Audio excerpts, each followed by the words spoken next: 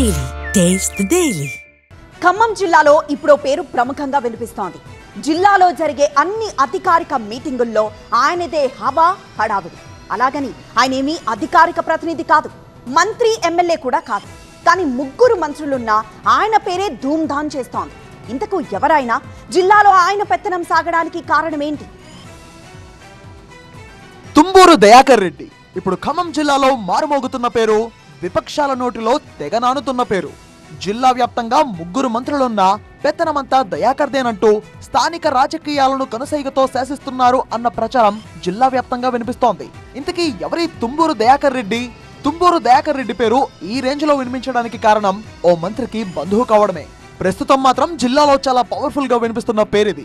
జిల్లాలో ఎలాంటి కార్యక్రమం నడిచినా ముందుగా దయాకర్ రెడ్డికే సమాచారం అందుతోందట. ప్రభుత్వ కార్యక్రమాల్లోనూ ఆయన ప్రోటోకాలే నడుస్తుందని, మంత్రులున్న నిర్ణయం మాత్రం దయాకరే తీసుకుంటున్నారు అన్న విమర్శలు కూడా ప్రత్యర్థుల నుంచి బలంగా వినిపిస్తున్నాయి.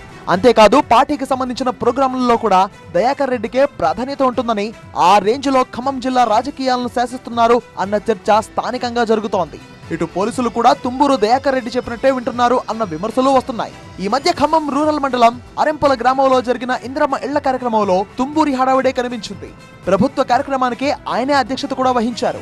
ఈ రోజు ఎంతో ఉత్సాహభరితంగా ఈరోజు ఆరెంపుల గ్రామంలో మనం ఇంద్రమ్మ ఇళ్ల గృహ ప్రవేశ మహోత్సవాన్ని జరుపుకుంటున్నాం.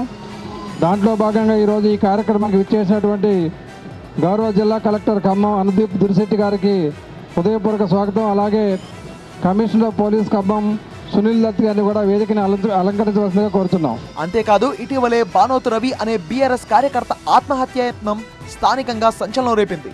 తాను ఆత్మహత్య చేసుకోవడానికి కారణం తుంబూరు వేధింపులే కారణమని రవి ఆరోపిస్తున్నాడు.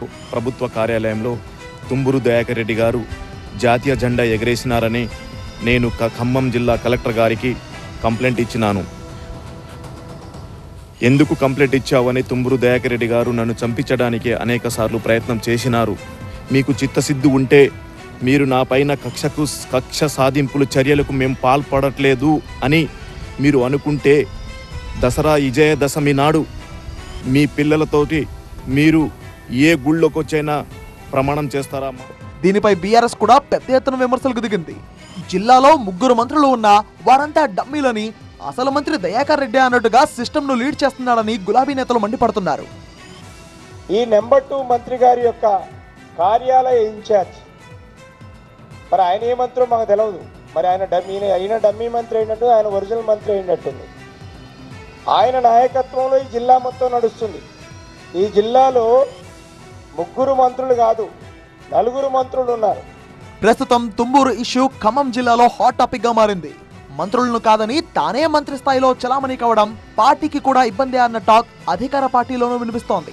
మరి తుంబూరు ఎపిసోడ్ ను అధికార పార్టీ ఎలా డీల్ చేస్తుందో చూడాలి.